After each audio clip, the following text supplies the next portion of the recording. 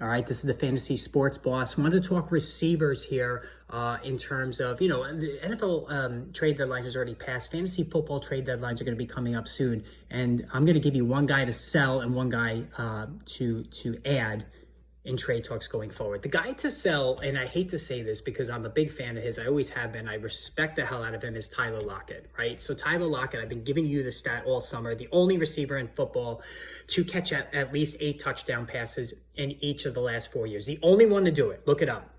He's actually done it the last 5 years. However, this season it's been a little rocky. He's only got 3 on the season. Now he's coming off a big game, but overall the numbers are just not there based on his previous standards. 35 catches, 370 yards, 3 scores. In terms of PPR numbers, he's only been in double digits 3 times on the season, single digits the other 4. As the Seahawks have incorporated, not only still have DK Metcalf, who has been the target leader on a per snap basis by far, but also introducing Jackson Smith-Njigba, who is the most accomplished receiver coming into the draft, and of course comes from the wide receiver factory known as Ohio State. So that is a major concern. Don't forget, Jackson Smith-Njigba outproduced both Chris Olave and Garrett Wilson when all 3 were together a couple of years ago, catching over 90 passes. So for a team that likes to run the football as well, it makes it impossible for all 3 to be consistent fantasy contributors each week. Somebody's going to be left behind.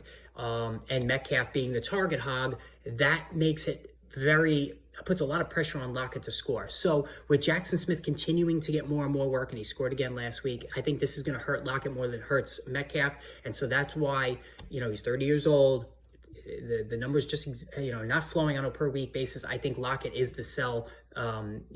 Certainly going forward here, talk up this week at least, talk up the fact that he had a big game and try to get something for him. The buy is Marquise Brown. So Marquise Brown, let me pull up his numbers. Marquise Brown has been really, really good this season, considering the quarterback situation that he's dealing with, right? I mean, he's had Josh Dobbs the entire season. Now he's going to have Clayton Tune this week, and probably next week finally get back Kyler Murray, his former college teammate. And the two of them, I don't need to remind you guys, last September, Marquise Brown was as big a target hog as anybody in football, putting up wide receiver numbers each of the first 4 weeks. Like, he was unbelievable how many targets he was getting. And now he's going to be getting Murray back. And even this season with Josh Dobbs, Marquise Brown has been in double digits 5 out of 8 games. And so again, with Dobbs, that's really good. 38 catches, 416 yards, 4 scores. He comes off a 15.3 game against Baltimore. Now I think is the last opportunity to buy low on him before Murray comes back, because those guys are going to put up a lot of points. Go out and get Marquise Brown. I've been saying it all week. It will be worth it. All right, guys, more videos on the way. Stay tuned.